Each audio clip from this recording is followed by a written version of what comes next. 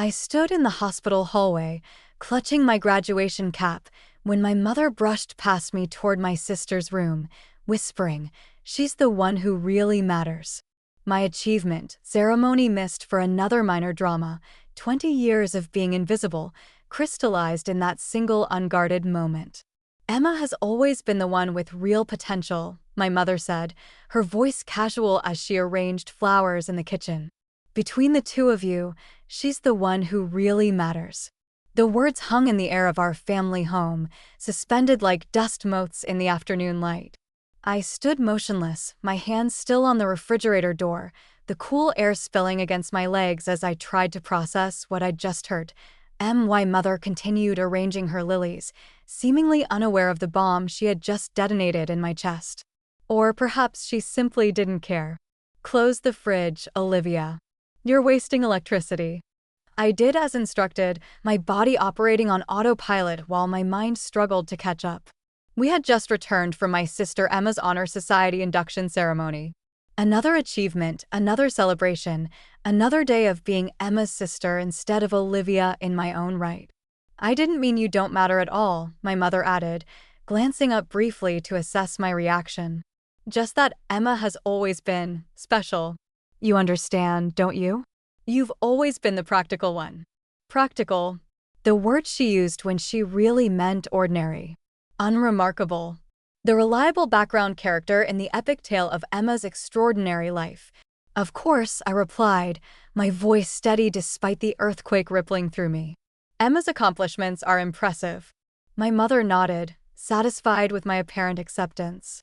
"Your father and I were thinking of taking her to Europe next summer as a graduation gift.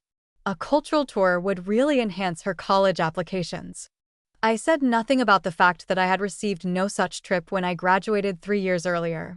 No mention of how I had asked for help with my own college applications and been told I needed to be independent. "That sounds wonderful," I managed. "I'm sure she'll love it." My mother smiled, pleased with my cooperation in the familiar script. "You're a good sister, Olivia. Emma's lucky to have you supporting her." Supporting. Always supporting. Never leading, never shining, just holding up the backdrop against which Emma could sparkle. I excused myself with a murmured explanation about needing to finish some work. My mother barely acknowledged my exit, already typing a message on her phone, probably sharing news of Emma's latest triumph with her friends. I in the sanctuary of my old bedroom, now converted halfway to a home office since I'd moved out. I sat on the edge of the bed and let the truth sink in. My mother's words weren't a sudden revelation. They were simply the first time she had said aloud what her actions had been declaring my entire life, the different reactions to our report cards. Emma's A's met with celebration. My A's met with expectations fulfilled. The way family conversations inevitably turned to Emma's activities, achievements, challenges, the larger bedroom, the newer clothes, the additional lessons.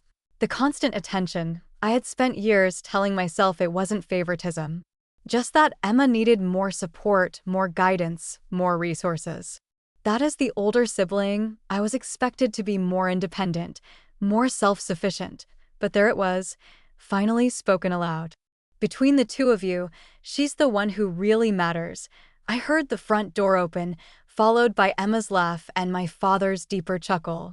They had stopped for ice cream, a special treat for the special daughter on her special day. No one had thought to ask if I wanted anything. I should have felt anger. Rage. The desire to storm downstairs and demand an explanation, an apology, some acknowledgement of the inequality that had shaped our family for as long as I could remember. Instead, I felt a strange, cold clarity. For 25 years, I had been trying to earn equal standing in my mother's eyes. Working harder, achieving more, suppressing needs, offering help, all in the unspoken hope that someday I would matter just as much as Emma. But I'd been playing a game that was rigged from the start. I heard Emma calling my name, her voice bright with excitement. She wanted to show me something, share some detail of her triumph, include me in her joy. Emma wasn't to blame for our mother's favoritism. She probably didn't even recognize it, cushioned as she was in the warm certainty of being loved best. "Coming," I called back, my voice betraying nothing of the revelation unfolding within me. I checked my reflection in the mirror, straightened my shoulders, and practiced a smile that looked almost genuine. Then I went downstairs to play my assigned role one last time, the supportive sister, the practical daughter, the background character, but something had changed. For the first time, I was aware that this was a performance. And like all performances, it would eventually come to an end. Over ice cream and enthusiastic retellings of the ceremony, I listened and nodded. I smiled at appropriate moments and asked the right questions. I deflected my father's belated inquiries about my own job with brief, undemanding answers. My mother didn't look at me once. When it was time to leave, I hugged Emma with genuine affection. Her only crime was believing what she'd been told about herself, just as I had believed what I'd been told about me. "I'm proud of you," I told her, and meant I teed. My father's hug was distracted, already turning back to Emma's excited chatter about college tours. My mother's was perfunctory, a social obligation fulfilled. "Don't forget your sister's birthday next week," she reminded me. You know how sensitive she can be about these things. I had never missed Emma's birthday. My mother had forgotten my last two. "I won't forget," I promised, the double meaning hidden from everyone but me. As I drove home to my apartment, the numbness began to fade, replaced not by the hot rush of anger I might have expected, but by something cooler, more deliberate. I would not confront my mother with her words. I would not demand explanations or apologies. I would not create a scene that could be dismissed as emotional overreaction, as further proof that Emma was the daughter who mattered. Instead, I would simply believe her. If I didn't matter in my mother's world, then perhaps it was time to stop structuring my life around trying to change that fact. Perhaps it was time to discover what life looked like when lived for myself rather than in the desperate hope of maternal approval. By the time I reached my apartment, a plan was already forming. Not for revenge or dramatic confrontation, but for something more powerful, a quiet, deliberate reclaiming of my own worth. My mother had finally told me the truth after 25 years of pretense. Now it was time for me to do the same. The morning after my mother's revelation, I woke with unusual clarity. The heartache was still there, a dull ache beneath my ribs, but it was overshadowed by a sense of purpose I hadn't felt in years. I called in sick to work, something I never did, and began a systematic assessment of my life and my family relationships. If I was going to make decisions based on this new reality, I needed to understand exactly what I was dealing with. First, I opened my laptop and created a spreadsheet. Column by column, I documented every instance of unequal treatment I could remember. The exercise wasn't meant to feed resentment, but to confirm what I now understood. This wasn't about isolated incidents or my own oversensitivity. It was a pattern, consistent and undeniable. Christmas gifts, Emma's consistently more expensive, more thoughtful. College, Emma's tuition paid in full, mine covered partially with the expectation of loans. Celebrations, my achievements mentioned in passing, Emma's warranting parties. Family photos, Emma centered, spotlighted, me on the periphery, often half cut out of the frame, the evidence mounted, page after page, year after year. It wasn't subtle once I allowed myself to see it. Next, I examined the financial ties that still bound me to my family. My parents' names were still on my savings account, a vestige from childhood that I'd never bothered to change. They had co-signed my apartment lease when I first moved out, though I'd been handling the payments entirely on my own.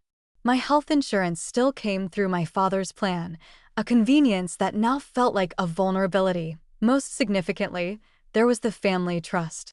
My grandparents had established it years ago, with my parents as trustees until my sister and I turned 30. I had never paid much attention to the details, assuming it would be divided equally. Now I wondered. I pulled out the copy I'd been given on my 21st birthday and read it carefully. The language was clear, to be distributed equally between my granddaughters. But the crucial detail was in the execution. My parents had complete discretion over when and how to distribute funds for educational and professional advancement. Before the age of 30, Emma had received trust money for study abroad programs, special summer courses, even a car for her internship commute.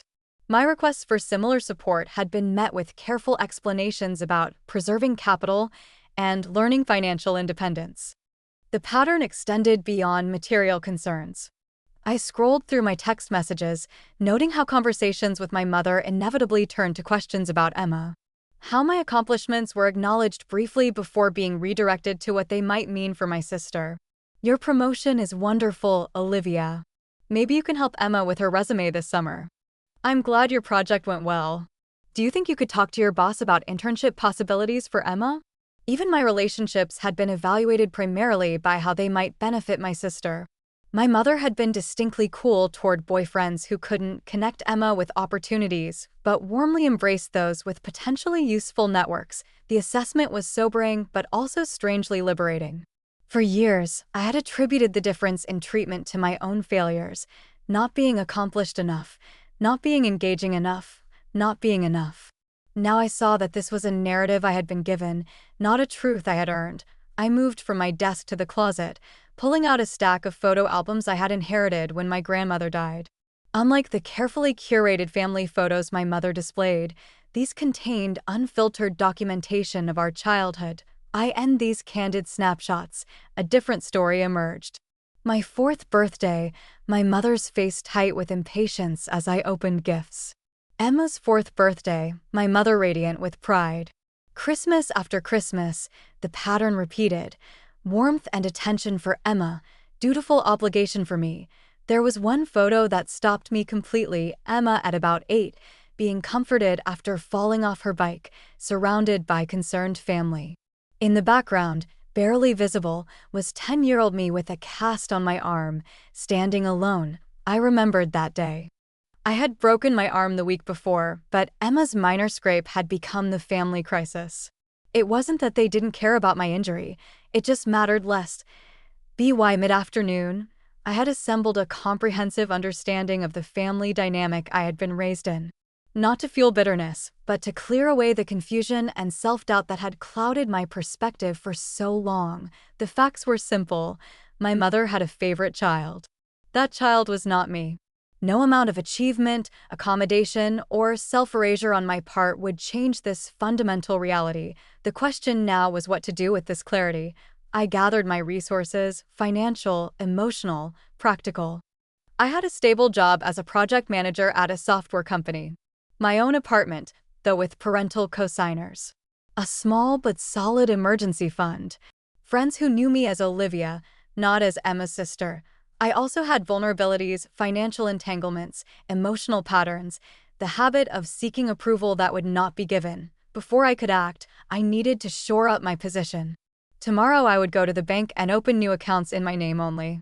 I would contact my landlord about removing my parents from the lease. I would research health insurance options through my employer. I would begin the meticulous process of disentangling my life from those who had made it clear I was an afterthought. As evening fell, my phone lit up with a text from Emma. Hey Liv. Mom mentioned you seemed off today. Everything okay? By the way, thank you so much for coming yesterday. It meant a lot, Red Heart, Emma. Always the golden child, but never cruel about it. Always genuinely affectionate, even as she unknowingly absorbed the preference that shaped both our lives. Everything's fine, I texted back. Just a busy day. Congrats again on your achievement. Simple. True as far as it went.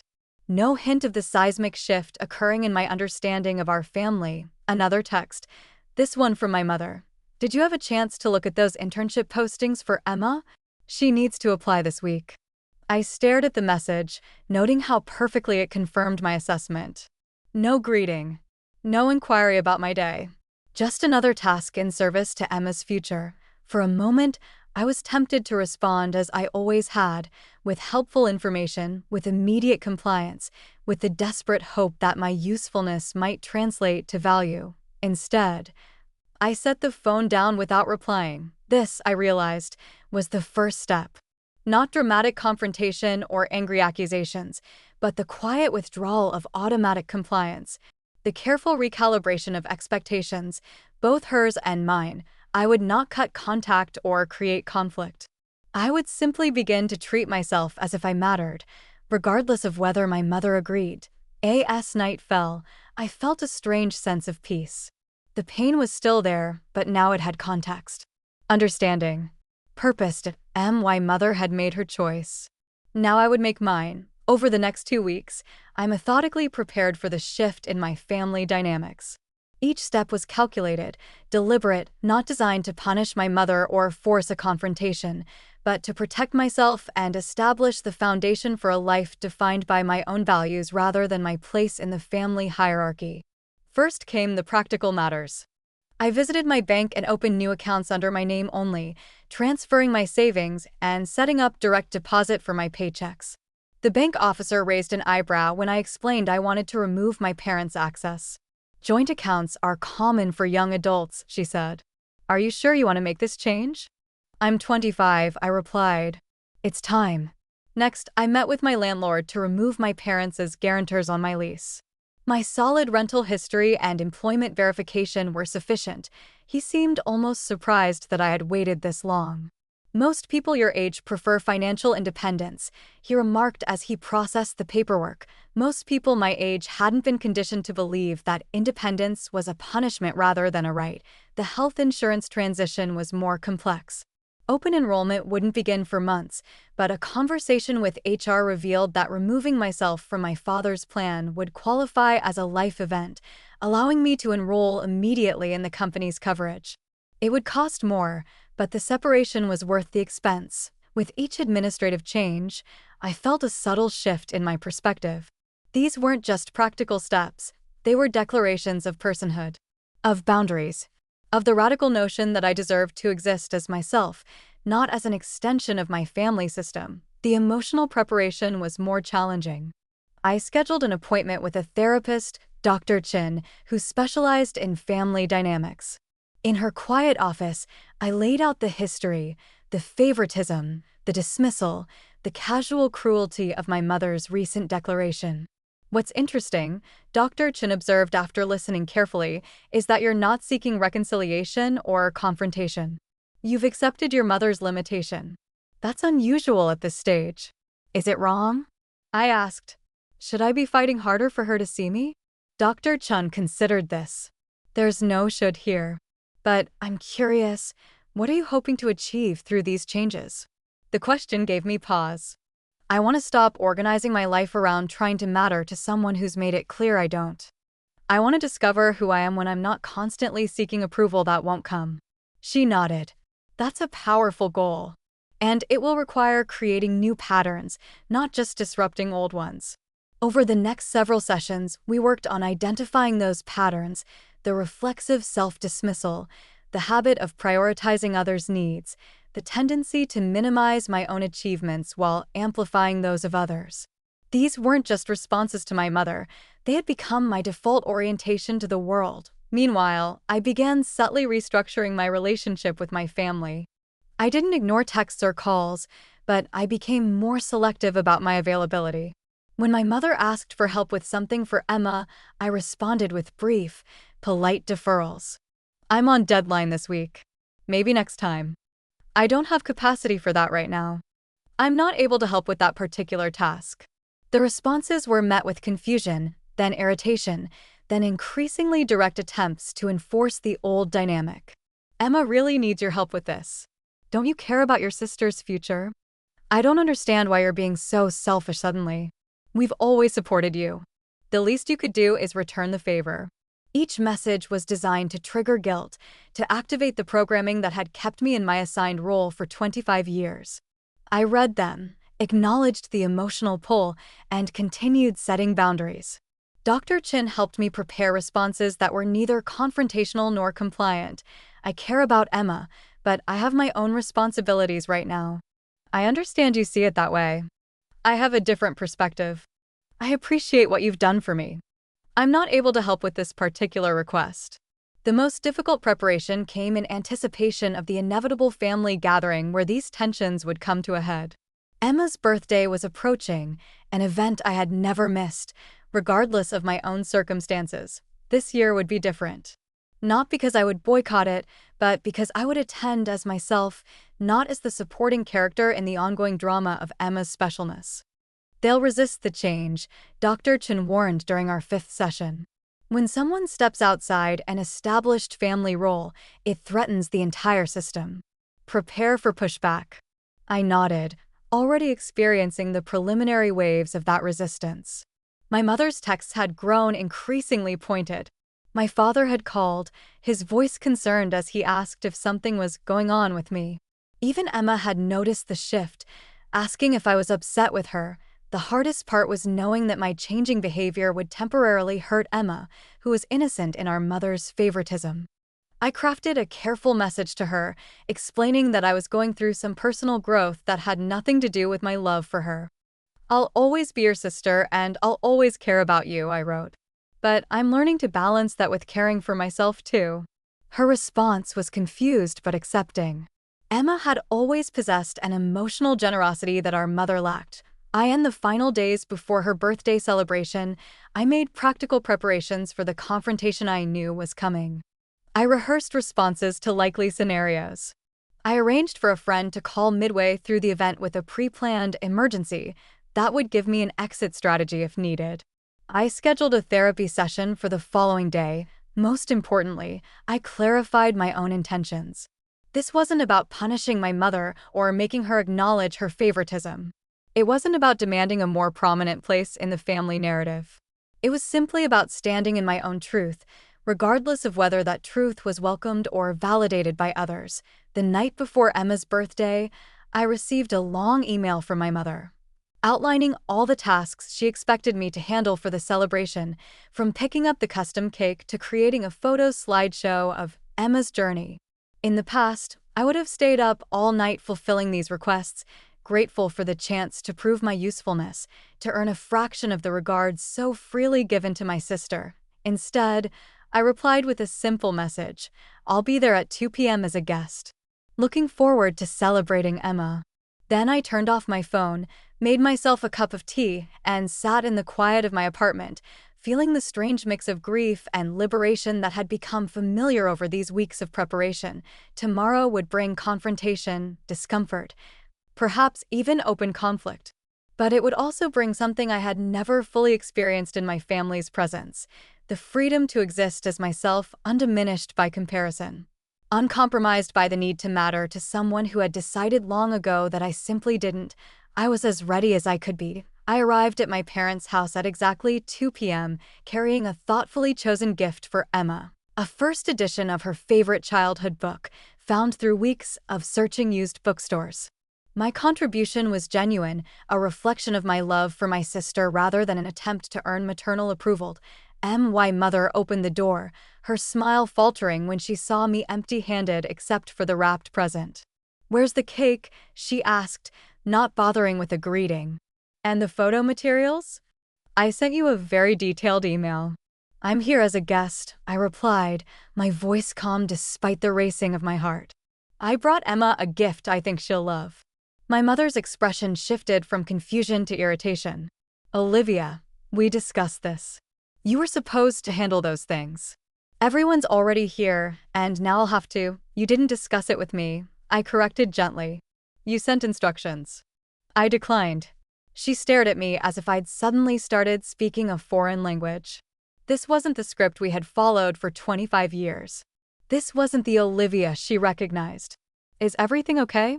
My father appeared in the doorway behind her, his expression concerned. "Everything's fine," I said, stepping past my mother into the house. "I'm just here to celebrate Emma's birthday."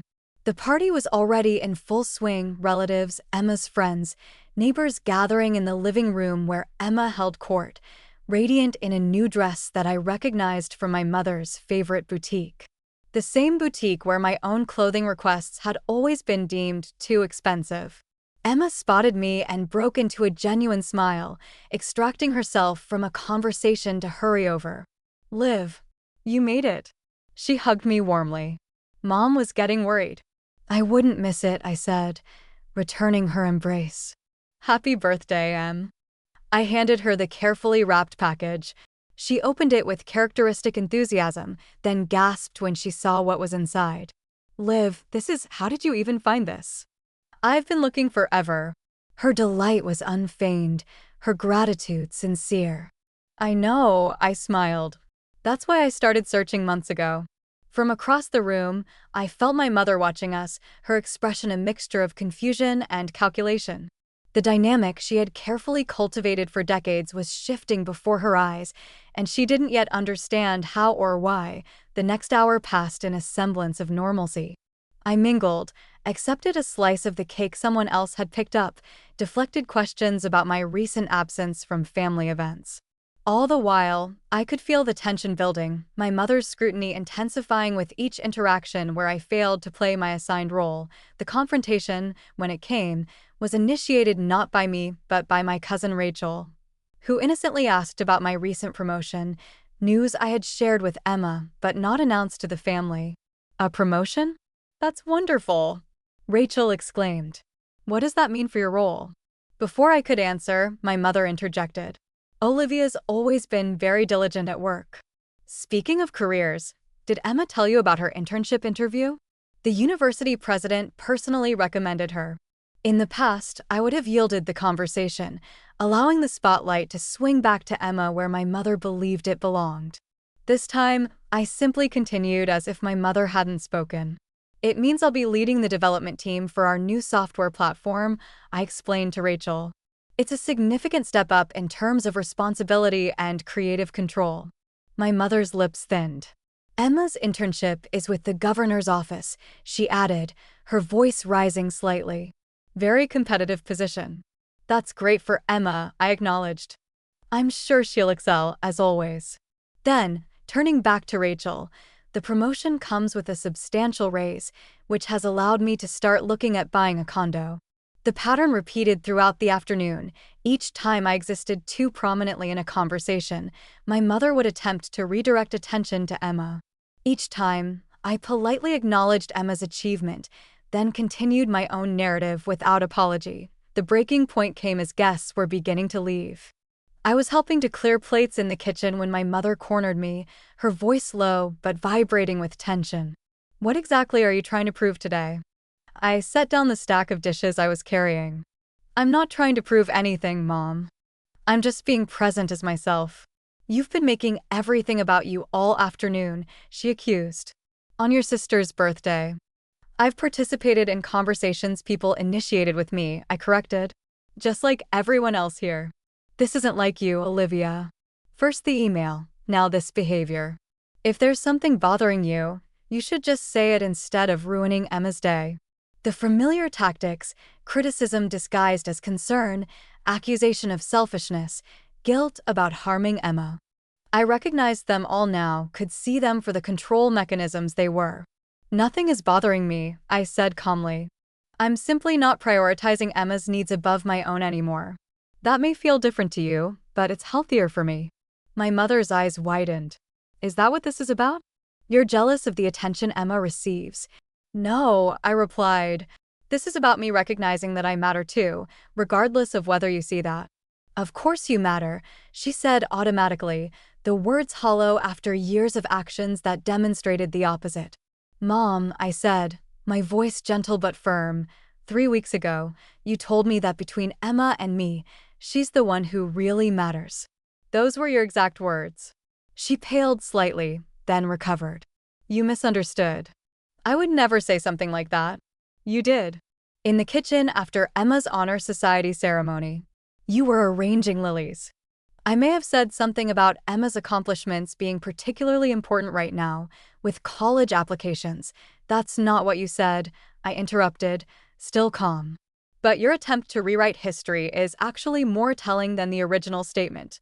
You can't even acknowledge what you said because it would force you to recognize what you've been doing Emma's and my entire lives. My father appeared in the doorway, drawn by the tension radiating from our conversation. What's going on? Olivia is upset because she thinks we favor Emma, my mother said immediately, positioning herself as the reasonable party dealing with an irrational grievance. I'm not upset, I corrected. I'm clear-eyed. There's a difference. Clear-eyed about what? Emma had joined us now, her expression concerned as she looked between us. I hadn't wanted this conversation to happen with Emma present. Despite everything, I had no desire to hurt my sister or diminish her birthday. But now that we were here, I wouldn't lie about the fact that Mom and Dad have always treated us differently, I said, keeping my voice even. That's not your fault, Emma. It's just a reality I'm finally acknowledging. That's ridiculous, my mother snapped. We've always treated you both exactly the same. Europe, I said simply. What? My father asked, genuinely confused. Emma gets a graduation trip to Europe. I got told to be independent when I graduated. That's just one example of dozens I could give. A heavy silence fell over the kitchen. Emma looked stricken, my father uncomfortable, my mother furious. I think you should leave, my mother said finally. You're clearly not in a place to be reasonable right now, and you're upsetting your sister on her birthday. I nodded, having expected exactly this response. I'll go. Emma, I'm sorry this came up today. I love you, and I'm genuinely happy for all your achievements. None of this is about you. As I gathered my purse, my father followed me to the door. Olivia, wait. Let's talk about this. We can talk another time, I said. When everyone's had time to process. He nodded, relief evident in his expression at the reprieve. Your mother doesn't mean to. Yes, she does, I interrupted gently. And until you both can acknowledge that, there's not much to discuss. I left then, walking to my car with steady steps despite the emotional earthquake rumbling through me. I had feared this confrontation for weeks, dreaded the pain and conflict it would bring, but now that it had happened, what I felt most prominently was relief. The truth had finally been spoken aloud, not just in my mother's casual cruelty, but in my own clear acknowledgement of what had always been. I had named the reality of my family dynamic without rage, without accusations, without desperate appeals for change.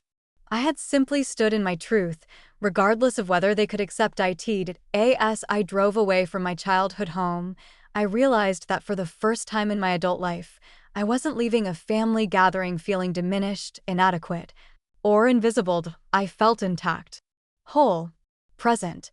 Whatever came next, that was a victory that couldn't be taken from me.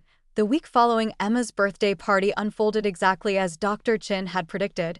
My stepping outside my assigned family role had destabilized the entire system. And the aftershocks were radiating through every relationship. My mother's response was swift and predictable. She began calling relatives, friends, even my childhood piano teacher, weaving a narrative of my sudden, inexplicable jealousy of Emma, of my mental health struggles and attention-seeking behavior, of her own bewilderment and hurt at my accusations. The flying monkeys followed, concerned texts from aunts, a voicemail from my grandmother suggesting I make peace with my mother before it's too late, an email from my mother's best friend offering to mediate the conflict I had supposedly created. I let them all go unanswered. This wasn't a PR campaign. I wasn't trying to win supporters or change minds. I was simply living in accordance with my own worth, regardless of who recognized it. The most difficult fallout came from Emma herself. 3 days after her party, she appeared at my apartment door, her eyes red-rimmed, her expression a mixture of confusion and hurt. Can we talk? She asked. I invited her in, made tea, sat with her on the couch where we had shared countless conversations over the years. Is it true? She asked finally. What you said about Mom and Dad treating us differently? I considered my answer carefully. Emma wasn't responsible for our mother's favoritism, and I had no desire to hurt her or damage our relationship. But I wouldn't lie to protect a harmful family narrative. Yes, I said simply. It's been that way as long as I can remember. But why didn't you ever say anything? I didn't fully recognize it myself until recently. And when I did, I hesitated. I wanted to protect you from feeling guilty about something that isn't your fault. Emma was quiet for a long moment, processing. Mom says you're jealous because I got into the honors program and you didn't. That's not true, I said gently. I'm genuinely proud of your achievements, Emma. Always have been. Then why now? Why bring this up at my birthday? I didn't intend to. I've been creating some healthy distance, setting some boundaries. Mom pushed, and things escalated. I reached for her hand. I'm sorry it happened on your birthday. That wasn't my plan. Emma nodded slowly, then looked up at me with unexpected clarity. The Europe trip. That's real, isn't it? They never took you. No, they didn't. And the trust fund? Mom told me you'd taken your share early for graduate school. I blinked, surprised. I never received any trust money for education. I'm still paying student loans. Emma's face crumpled. Oh God, Liv. I had no idea. All this time, I thought. She trailed off, the implications sinking in. What else don't I know? We talked for hours, the careful facade our parents had maintained between us crumbling as we compared experiences. Emma had been told I was too busy to attend her high school graduation when in reality our mother had given me the wrong date. I learned that Emma had been explicitly instructed not to bother me during my college years because I resented her success, a complete fabrication. They've been keeping us apart, Emma realized, her voice shaking, making sure we couldn't compare notes. I nodded, the revelation settling into place. Divide and conquer. Classic manipulation tactic. Emma stayed the night, both of us reluctant to end this newfound honesty. In the morning, she hugged me tightly before leaving. I'm on your side, she whispered. No matter what Mom says. Her support was unexpected and deeply moving, but I knew it would come at a cost. Our mother wouldn't easily accept this alliance between her daughters, especially one based on recognition of her manipulations. I was right.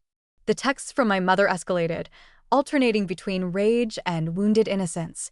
How dare you turn your sister against me after everything I've done for you both? I don't understand why you're doing this to our family. If you're going through something, we can get you help, but this behavior is unacceptable. I responded to none of them. They weren't invitations to dialogue. They were attempts to drag me back into the old dynamic where I would apologize, explain, justify, and ultimately capitulate. My father's response was more complex. He called a week after the party, his voice heavy with a mixture of guilt and defensiveness. Your mother is very upset, Olivia. I understand that. She doesn't recognize the family you described. She thinks you're remembering things incorrectly. I'm not surprised, I replied. But my memories are clear, Dad. And there's a pattern that spans decades. A long pause. I may have allowed certain inequities, he admitted finally. It was easier to go along with your mother's preferences than to challenge them. That was wrong of me. It was the closest thing to an acknowledgement I'd ever received. Not a full reckoning, but a crack in the denial that had defined our family for so long. Thank you for saying that, I said. Will you talk to your mother? Try to work this out. I'm open to a conversation when she's ready to acknowledge reality. But I won't participate in a revision of history to make her more comfortable. He sighed. She may never be able to see it the way you do, Olivia. I know, I said quietly. That's why I'm not waiting for her validation anymore. The conversation ended without resolution, but something had shifted. My father had, however tentatively, acknowledged the truth of my experience. It wasn't everything, but it was something. The most unexpected fallout came from extended family. My mother's sister, Aunt Diane, called me a few days after my conversation with my father. I've been watching this dynamic for years, she said without preamble. Your mother has always had a complex relationship with you.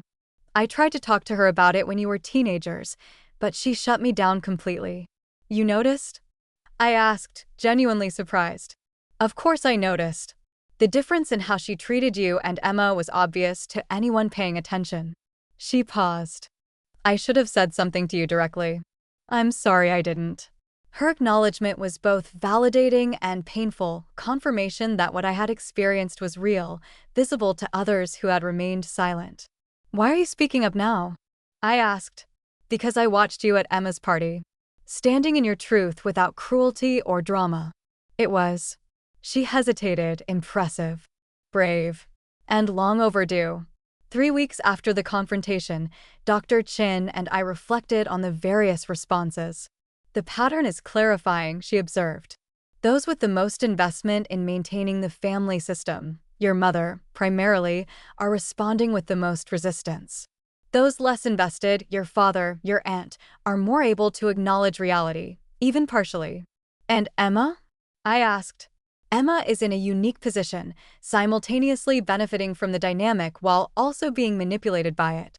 Her choice to align with you represents a significant disruption of the established pattern.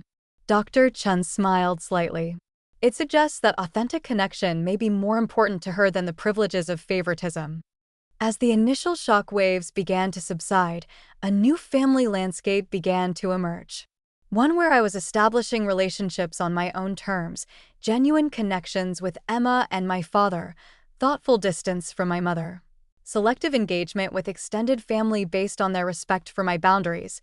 It wasn't the family narrative I had been raised in, with my mother at the center and everyone else orbiting her preferences.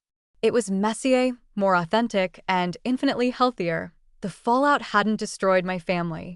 It had simply revealed what had always been true, and in doing so, created space for something new to grow in its place. 6 weeks after Emma's birthday party, my mother launched her counteroffensive. The opening salvo came disguised as reconciliation, an invitation to a family dinner to heal these unfortunate misunderstandings.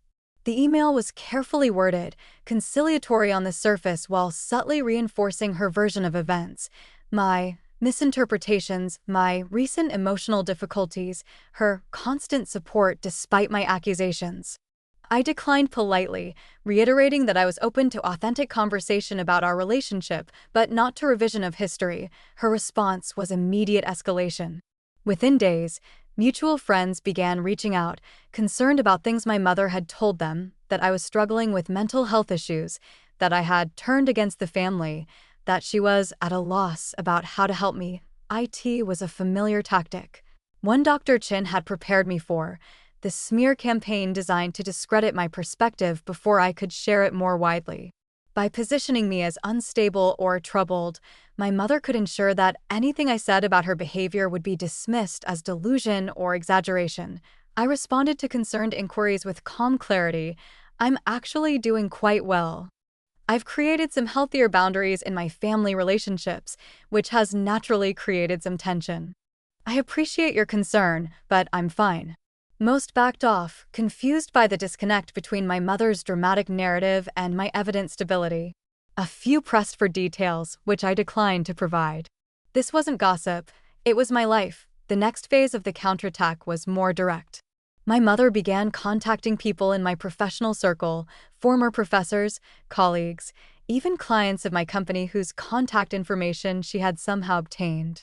The ostensible reason was always concern for my well-being, but the subtext was clear. She was attempting to destabilize my independence by questioning my competence. Mrs. Walker called me quite upset, my boss said during our weekly check-in. Something about you cutting off your family and needing intervention? I assured her you've been performing exceptionally well and that your personal life isn't my concern unless it affects your work. I felt a flash of cold anger, quickly replaced by calculated calm. I apologize for my mother's inappropriate contact. I'm establishing healthier boundaries with my family, and she's having difficulty adjusting. It won't impact my work performance. My boss nodded, clearly uncomfortable but satisfied with my explanation. Good enough for me. Let me know if you need any support.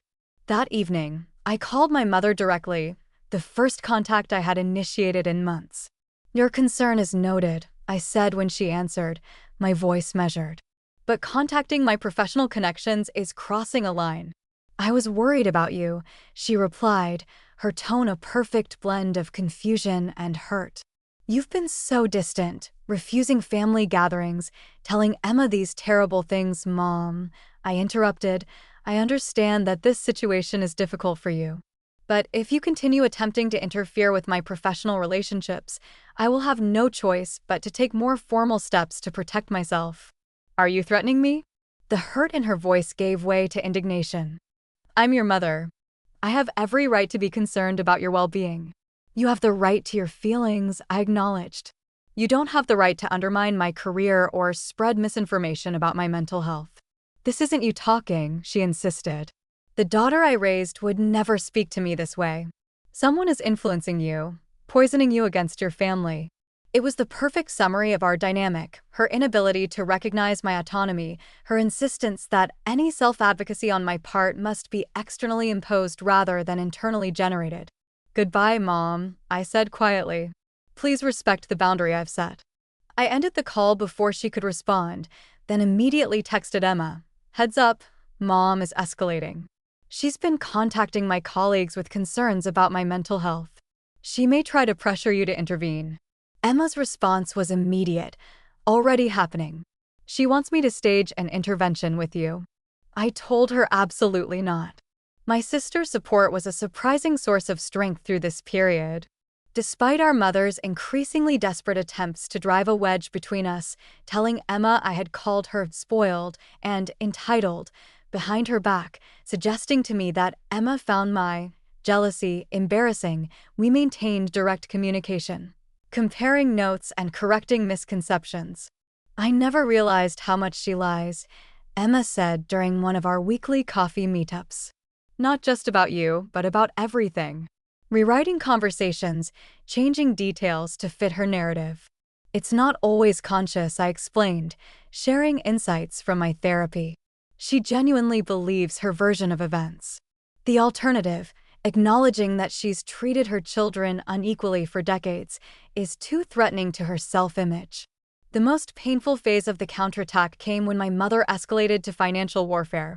She and my father had promised Emma a down payment on a house after graduation, a gesture that didn't surprise me, given the pattern of our lives. What did surprise me was learning that my mother had simultaneously told my father they would do the same for me when I was ready to buy property. "I assumed you knew," my father said awkwardly during a rare one-on-one lunch. "Your mother told me she had discussed it with you years ago." "She never mentioned it," I said, a familiar cold clarity settling over me. "In fact, when I talked about looking at condos recently, she suggested I should live within my means rather than trying to compete with people in higher tax brackets." My father winced. "I'm sorry, Olivia. I should have confirmed this with you directly." Knowing that I had been explicitly excluded from yet another form of parental support, one my mother had actively hidden from my father, should have hurt. Instead, it felt like confirmation of what I already knew. The dynamic wasn't imagined or exaggerated. It was real, consistent, and deliberate. "I appreciate you telling me now," I said. "But I've already been approved for a mortgage based on my own income and savings. I don't need or want financial assistance that comes with strings attached." My father looked at me with new eyes, not as his overlooked daughter, but as a competent adult who had built a life despite, not because of, her family support. "You've really done well for yourself," he said, a note of pride in his voice that I had never heard before. "I don't think I've given you enough credit for that." It was a small acknowledgement, but a meaningful one, recognition not just of what I had achieved, but of how little help I had received along the way. As my mother's counteroffensive continued, escalating to extended family, mutual friends, even my childhood neighbors, I maintained my position with steady calm. I didn't engage in defending myself to those who had already accepted her narrative. I didn't publicize the details of our family dysfunction to gain support. I simply continued living authentically, allowing the contrast between her descriptions of me and the reality of my life to speak for itself. The most powerful response to my mother's campaign wasn't anything I said or did, it was what I didn't do. I didn't crumble. I didn't retreat. I didn't abandon the boundaries I had established or the truth I had claimed. My mother had spent decades conditioning me to believe that without her approval, her support, her validation, I would fail. That I was the lesser daughter, the one who didn't really matter. Her counterattack was designed to prove that assessment correct, to demonstrate that without her orchestration, my life would disintegrate. Instead, I continued thriving. I excelled at work. I maintained meaningful friendships. I supported Emma in navigating her own complicated feelings about our family. I even began dating someone who valued me for exactly who I was, not for how well I performed supportive roles for others. 2 months into her campaign, my mother faced an uncomfortable reality. Her weapons had lost their power. She couldn't hurt me with withdrawal of support I no longer depended on. She couldn't threaten my identity with criticism I no longer internalized. She couldn't control me with guilt I no longer accepted. The final moment of her counteroffensive came during a family gathering at my aunt's house, a neutral territory where I had cautiously agreed to appear, knowing my mother would be present. "You've turned everyone against me," she accused, cornering me in the kitchen. Your father, your sister, even Diane. Are you happy now? I met her gaze steadily. I haven't turned anyone against you, Mom. I've simply stopped participating in a family dynamic that was harmful to me. How others respond to that change is their choice. You think you're so much better than everyone, don't you? So perfect and put together. Her voice rose slightly. Well, we all see through it. We all know what this is really about.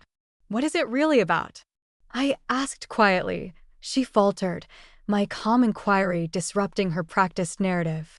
Your jealousy. Your resentment. Your need to be the center of attention. I shook my head slightly. No, Mom. It's about my decision to value myself even when you don't. That's all it's ever been about. For a brief moment, something shifted in her expression, a flicker of recognition, perhaps even understanding. Then it was gone, replaced by the familiar mask of injured innocence. I've always valued you, she insisted. I've always loved both my daughters equally. It was the perfect opportunity for confrontation, for listing every instance that proved her statement false. But I had moved beyond the need for that kind of validation. I hope you find peace with this situation, I said instead. I really do. I walked away then, joining a conversation with my cousins, leaving my mother standing alone in the kitchen, her counterattack exhausted, her power diminished, her narrative increasingly implausible in the face of my evident well-being. The battle wasn't over. Perhaps it never would be entirely. But in that moment, I knew with absolute certainty that I had already won the most important victory, freedom from the belief that I didn't matter. 3 months after my mother's declaration in the kitchen, my father called to ask if we could meet. Just the two of us. Your mother doesn't know I'm reaching out, he admitted. But I think it's time we talked. We arranged to meet at a cafe halfway between our homes, neutral territory for what I suspected would be a difficult conversation. When I arrived, my father was already there, looking older than I remembered, the lines around his eyes deeper, his shoulders slightly stooped. Thank you for coming, he said as I slid into the seat across from him. I wasn't sure you would. I've never been unwilling to talk, Dad, I replied. I've just been unwilling to pretend. He nodded, turning his coffee cup in slow circles. That's fair. More than fair, actually. He took a deep breath. I've been doing a lot of thinking since everything happened. A lot of remembering, too. I waited, giving him space to continue at his own pace. When you girls were little, your mother and I had different approaches to parenting. I believed in treating you both exactly the same rules, same expectations, same consequences. Your mother felt that each child needed something different. He paused, choosing his words carefully. For Emma, that meant extra attention, extra support, extra everything. And for me? For you, she believed that independence was a gift. That by not coddling you, she was helping you become stronger. He met my eyes directly. I knew it wasn't right. I knew it wasn't fair. But I convinced myself it was just different parenting philosophies, not favoritism. It was the first time either of my parents had used that word, the simple, honest term for what had shaped my entire childhood. Hearing it spoken aloud by my father sent a wave of validation through me more powerful than I had expected. Why didn't you ever say anything? I asked, my voice steady despite the emotion building in my chest. At first, I thought your mother would naturally correct the imbalance over time. Then, when that didn't happen, I tried to compensate by connecting with you in my own way. He smiled sadly. Remember those Saturday morning breakfast runs, just the two of us? I did remember brief respites of my father's undivided attention, moments when I wasn't competing with Emma for notice or care. But I never directly confronted your mother about the pattern, he continued. That was my failure. My weakness. And you paid the price for it. The admission hung between us, honest and painful and necessary. I'm not here to ask for your forgiveness, he said after a moment. I don't deserve that. I'm here because you deserve an acknowledgement of the truth. What your mother said to you that day about Emma being the one who really matters, that wasn't just a slip of the tongue or a misunderstanding. It was the verbalization of a belief she's held for a very long time. I nodded, absorbing the weight of his words. Does she recognize that belief? No, he said quietly. I've tried to talk to her about it. She genuinely doesn't see it. In her mind, she's been a perfectly loving, perfectly fair mother to both her daughters. Any suggestion otherwise is met with either confusion or anger. I know, I said. I've seen both reactions. She wants things to go back to how they were, my father continued. She doesn't understand why you won't just move past this and resume the family dynamic as it existed before. That's not possible, I said. Not because I'm angry or seeking punishment, but because I can't know what I now know about myself and my place in our family. I understand that, he said, surprising me. And I respect it. The reason I wanted to talk to you today was to let you know that regardless of what happens with your mother, I want to have a relationship with you. A real one, based on who you actually are, not who anyone expects you to be.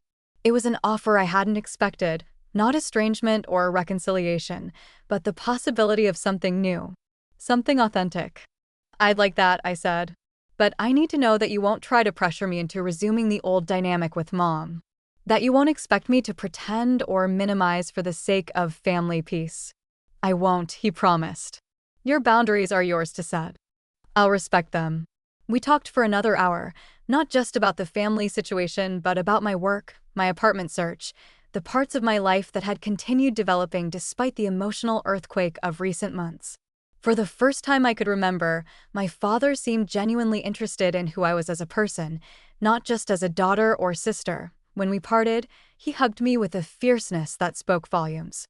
I'm proud of you, Olivia, he whispered. Not just for what you've accomplished, but for who you are. I'm sorry it took me so long to see that clearly. The resolution with my mother came differently, and much more gradually. 2 weeks after my meeting with my father, she requested that we meet, suggesting a restaurant near her office. Her text was stiffly formal, devoid of the emotional manipulation that had characterized her previous messages. I agreed, setting clear parameters. I'm open to a conversation as long as it doesn't involve denying my experience or pressuring me to return to the previous family dynamic. She responded with a simple, understood, which raised my suspicions. My mother had never understood boundaries before. The meeting confirmed my caution was warranted. She arrived impeccably dressed, composed, armed with what seemed like a prepared speech. I want you to know that I forgive you, she began as soon as we were seated. These past months have been very painful for our family, but I'm ready to move forward. I took a sip of water, giving myself a moment to process her opening gambit. Forgiveness implied wrongdoing on my part, a narrative that positioned her as the wounded party. I haven't asked for your forgiveness, I said calmly. I haven't done anything requiring forgiveness. Her carefully constructed facade cracked slightly. You've made terrible accusations about me as a mother. You've turned your sister and father against me. You've created division in our family. I named a reality that has existed my entire life, I corrected. How others responded to that reality is not my responsibility. This fantasy you've constructed, Mom, I interrupted gently. If you're unable to acknowledge the pattern of favoritism that has defined our family, then we don't have anything to discuss. She stared at me, genuinely perplexed. In her mind, she had already made a major concession by offering forgiveness. My continued insistence on reality was incomprehensible to her. What do you want from me, Olivia? She asked finally. Do you want me to say I've been a terrible mother? That I've somehow damaged you? I want you to recognize the truth, I said. That you've consistently prioritized Emma's needs, achievements, and happiness above mine. That you've created a family dynamic where one daughter matters more than the other. That's not true, she insisted, but with less conviction than before. Mom, do you remember Emma's high school graduation? She nodded, confused by the apparent change of subject. You gave her a diamond necklace that belonged to Grandma. You told her it was being passed to the daughter who would continue the family legacy. Yes, because Emma was going pre-med, following in your grandfather's footsteps. I graduated from the same high school 3 years earlier, with higher honors. I received a card. She shifted uncomfortably. College was expensive. We couldn't afford extravagant gifts for both. Emma's trip to Europe after graduation? My graduation present was being told I needed to learn financial independence. That was different. The trust fund disbursements? Emma received money for study abroad, a car, graduate school applications. I was told those weren't appropriate uses of the funds. With each example, her denials grew weaker, her explanations more convoluted. Finally, she simply stared at me, something like recognition flickering in her eyes. "I love both my daughters," she said finally, her voice small. "I believe you do," I replied. "In your way. But you've loved us very differently. And until you can acknowledge that reality, we can't build anything authentic between us."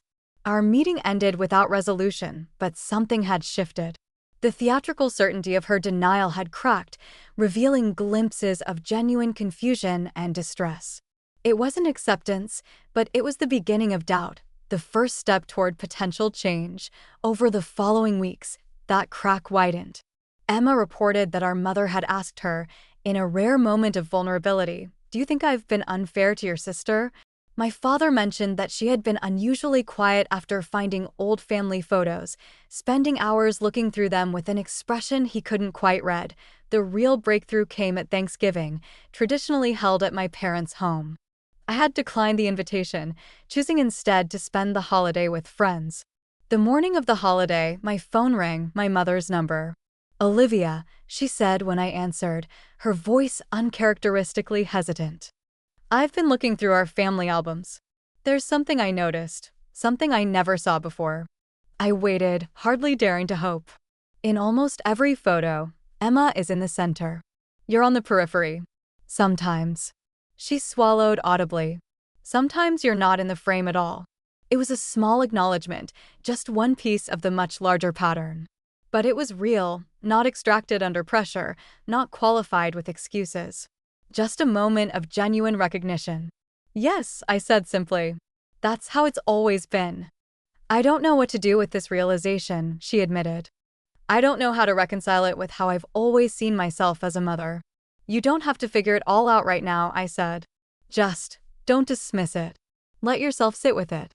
A long pause. "Will you consider coming for Christmas?" "Not because everything is fixed, but because I want to try to see you. Really see you." It wasn't an apology. It wasn't a complete acknowledgement. But it was an opening, an invitation not to return to the old dynamic, but to explore the possibility of a new one. "I'll think about it," I promised, and I did.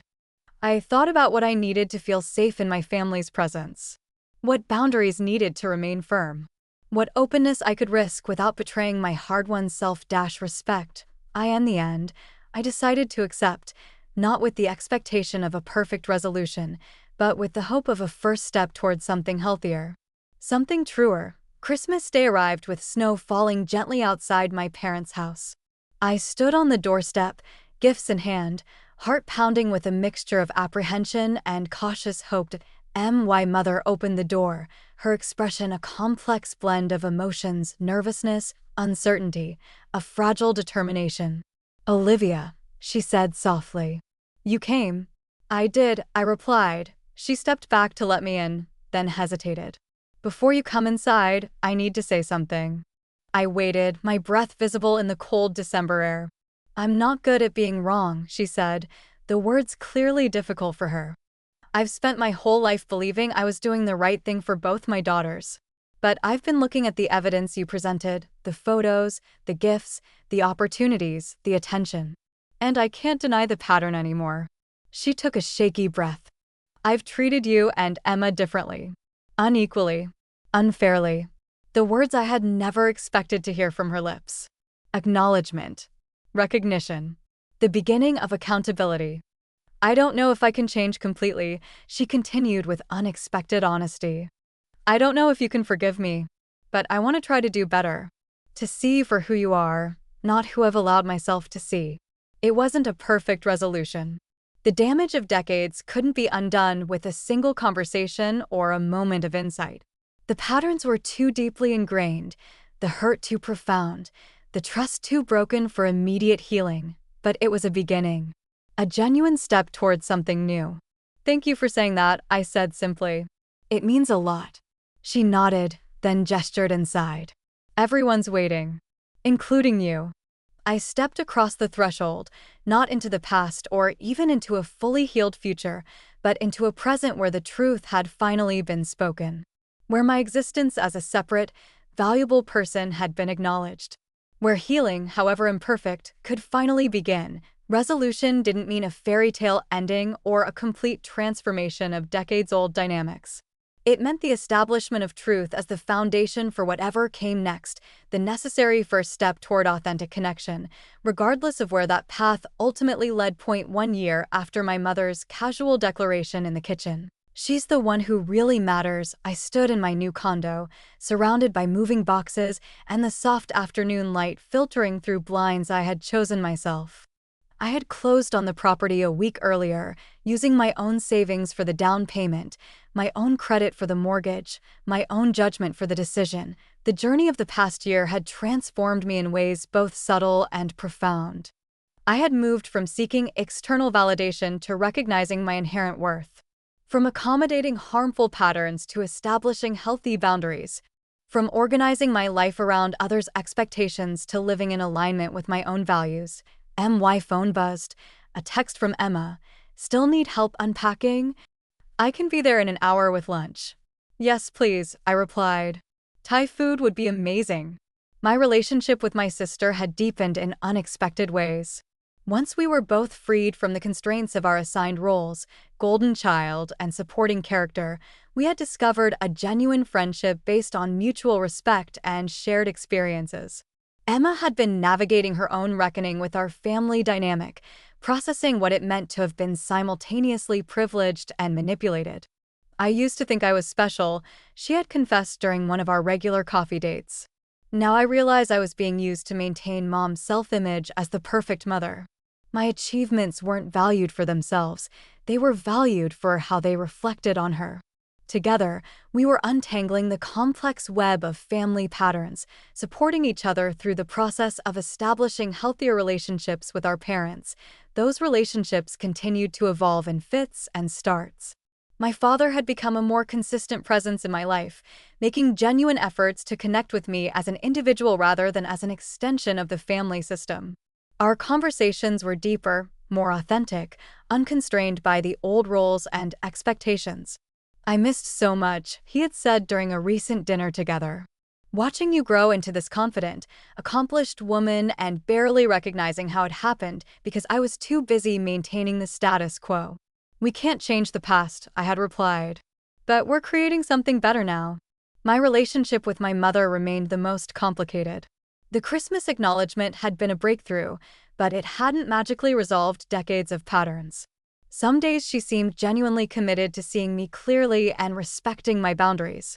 Other days she slipped back into old habits, redirecting conversations to Emma, making subtle comparisons, unconsciously reinforcing the hierarchy she had established so long ago.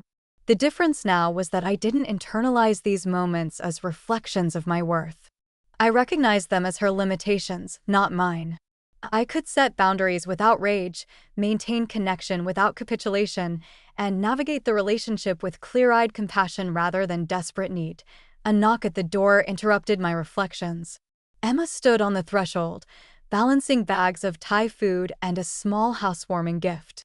"First meal in your new place," she announced, stepping inside and looking around appreciatively. "It's perfect, Liv. So you." We settled on the floor among the moving boxes, sharing pad thai and spring rolls as Emma recounted her latest adventures in medical school and I described my recent promotion at work. "By the way," Emma said casually as she reached for another spring roll, "Mom asked if she could come see your place next weekend." I told her that was entirely up to you. I nodded, appreciating Emma's respect for my boundaries. "How did she seem when she asked?" "Nervous," Emma admitted. "But genuine." She said she wanted to celebrate this milestone properly since she missed the closing. My mother hadn't been invited to the closing, a boundary I had set based on her history of subtle undermining. Her request to visit now on my terms represented another small step in our evolving relationship. "I'll think about it," I said. "Maybe a short visit with clear parameters." Emma nodded, understanding the caution beneath my words. "It's okay to protect yourself, Liv." No one expects perfect resolution overnight. After lunch, as we unpacked kitchen boxes together, my phone rang. My father. "Just checking in," he said when I answered. "How's the new place coming along?" "Slowly but surely," I replied. "Emma's here helping with the unpacking." "That's good." A pause. "Your mother mentioned she asked about visiting. I want you to know there's no pressure. This is your home, your space, your decision." Then I turned off my phone, made myself a cup of tea, and sat in the quiet of my apartment, feeling the strange mix of grief and liberation that had become familiar over these weeks of preparation. Tomorrow would bring confrontation, discomfort, perhaps even open conflict. But it would also bring something I had never fully experienced in my family's presence: the freedom to exist as myself, undiminished by comparison. Uncompromised by the need to matter to someone who had decided long ago that I simply didn't. I was as ready as I could be. Another small but significant shift: my father acknowledging my autonomy rather than attempting to broker peace at my expense. "Thanks, Dad. I appreciate that." We chatted a few minutes longer before saying goodbye. As I set the phone down, I caught Emma watching me with a thoughtful expression. "What?" I asked. "Just thinking about how different everything is from a year ago," she said. "Remember that horrible birthday party? When everything exploded?" I smiled ruefully. "Hard to forget." "It was awful," she acknowledged. "But also necessary. If you hadn't stood your ground that day, we'd still be stuck in the same toxic patterns." None of this, she gestured around the condo, at the two of us sitting comfortably together, would be happening. She was right. The confrontation had been painful, the fallout challenging, the resolution imperfect. But the outcome, the slow, steady creation of healthier patterns and more authentic connections, had been worth every difficult moment. Later, after Emma had left and I sat alone in my new home, I reflected on the journey of the past year. From the moment of betrayal in my parents' kitchen to this quiet evening in my own space, I had traversed a landscape of painful truths, difficult choices, and unexpected growth. I had learned that genuine change doesn't come from demanding that others see your worth, but from recognizing it yourself. That boundaries aren't walls to keep others out, but foundations to build yourself upon. That resolution doesn't always mean reconciliation on your terms, but sometimes acceptance of what is possible, rather than what is perfect. Most importantly, I had discovered that being the one who doesn't really matter in someone else's narrative doesn't define your significance in your own story. My mother's casual dismissal a year ago had been devastating precisely because I had believed, on some level, that her assessment was true, that my value was determined by her recognition, that my worth depended on her validation. Now I understood a simpler, more powerful truth. I mattered because I existed. Because I was here, living my life, making my choices, creating meaning on my own terms. Whether my mother fully recognized that reality was, ultimately, her journey. Mine was to live in accordance with this truth, regardless of who else acknowledged it. 2 days later, I texted my mother, "You're welcome to visit Saturday afternoon. 2 to 4 p.m. works for me." Her response came quickly. "Thank you, Olivia. I'm looking forward to seeing your new home." No passive-aggressive subtext. No subtle guilt trip. Just a simple acceptance of the invitation and its parameters. It was a small thing, but in the context of our history, it represented something significant: the beginning of a relationship based on mutual respect rather than prescribed roles. Not perfect, not complete, but genuine. Real. As I set my phone down and returned to arranging my new bookshelves, I felt a sense of quiet confidence. Whatever happened on Saturday, whether my mother respected my boundaries or slipped into old patterns, whether our conversation flowed easily or stumbled into difficult territory, I would remain grounded in my own worth. The new beginning wasn't about creating perfect relationships or receiving overdue validation. It was about living authentically, regardless of others' capacity to see or celebrate that authenticity. In the end, the most profound new beginning wasn't external at all. It was internal, the quiet, revolutionary act of deciding that I mattered. To myself. Without qualification or comparison. Without needing anyone else's confirmation or approval. And that, I had finally learned, was enough. I'm 25, I replied. It's time.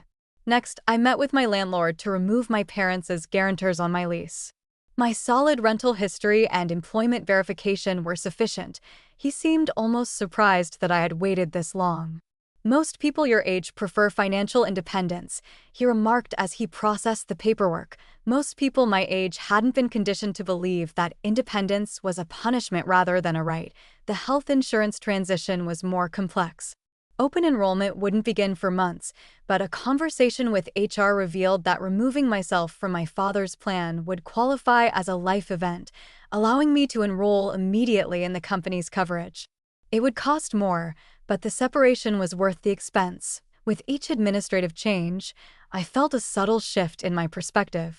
These weren't just practical steps, they were declarations of personhood, of boundaries, of the radical notion that I deserved to exist as myself, not as an extension of my family system. The emotional preparation was more challenging. I scheduled an appointment with a therapist, Dr. Chin, who specialized in family dynamics. In her quiet office, I laid out the history, the favoritism, the dismissal, the casual cruelty of my mother's recent declaration. What's interesting, Dr. Chin observed after listening carefully, is that you're not seeking reconciliation or confrontation. You've accepted your mother's limitation. That's unusual at this stage. Is it wrong? I asked. Should I be fighting harder for her to see me?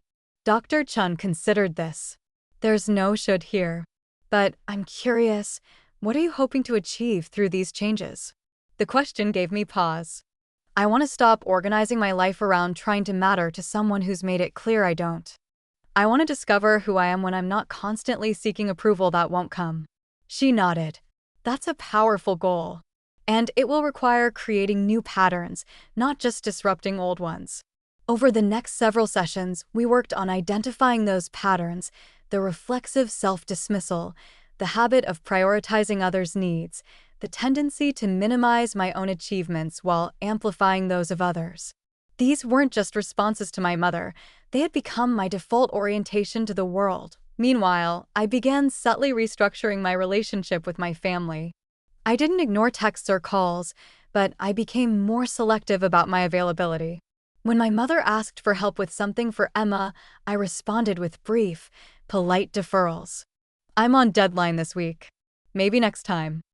I don't have capacity for that right now. I'm not able to help with that particular task. The responses were met with confusion, then irritation, then increasingly direct attempts to enforce the old dynamic. Emma really needs your help with this. Don't you care about your sister's future? I don't understand why you're being so selfish suddenly. We've always supported you. The least you could do is return the favor. Each message was designed to trigger guilt, to activate the programming that had kept me in my assigned role for 25 years. I read them, acknowledged the emotional pull, and continued setting boundaries. Dr. Chin helped me prepare responses that were neither confrontational nor compliant. I care about Emma, but I have my own responsibilities right now. I understand you see it that way. I have a different perspective. I appreciate what you've done for me. I'm not able to help with this particular request. The most difficult preparation came in anticipation of the inevitable family gathering where these tensions would come to a head. Emma's birthday was approaching, an event I had never missed, regardless of my own circumstances. This year would be different. Not because I would boycott it, but because I would attend as myself, not as the supporting character in the ongoing drama of Emma's specialness. They'll resist the change, Dr. Chin warned during our 5th session. When someone steps outside an established family role, it threatens the entire system. Prepare for pushback. I nodded, already experiencing the preliminary waves of that resistance. My mother's texts had grown increasingly pointed. My father had called, his voice concerned as he asked if something was going on with me. Even Emma had noticed the shift, asking if I was upset with her. The hardest part was knowing that my changing behavior would temporarily hurt Emma, who was innocent in our mother's favoritism. I crafted a careful message to her, explaining that I was going through some personal growth that had nothing to do with my love for her. I'll always be your sister and I'll always care about you, I wrote. But I'm learning to balance that with caring for myself too. Her response was confused but accepting. Emma had always possessed an emotional generosity that our mother lacked. In the final days before her birthday celebration, I made practical preparations for the confrontation I knew was coming. I rehearsed responses to likely scenarios. I arranged for a friend to call midway through the event with a pre-planned emergency that would give me an exit strategy if needed. I scheduled a therapy session for the following day. Most importantly, I clarified my own intentions. This wasn't about punishing my mother or making her acknowledge her favoritism. It wasn't about demanding a more prominent place in the family narrative. It was simply about standing in my own truth, regardless of whether that truth was welcomed or validated by others. The night before Emma's birthday, I received a long email from my mother, outlining all the tasks she expected me to handle for the celebration, from picking up the custom cake to creating a photo slideshow of Emma's journey. In the past, I would have stayed up all night fulfilling these requests, grateful for the chance to prove my usefulness, to earn a fraction of the regard so freely given to my sister. Instead, I replied with a simple message: "I'll be there at 2 p.m. as a guest." Looking forward to celebrating Emma.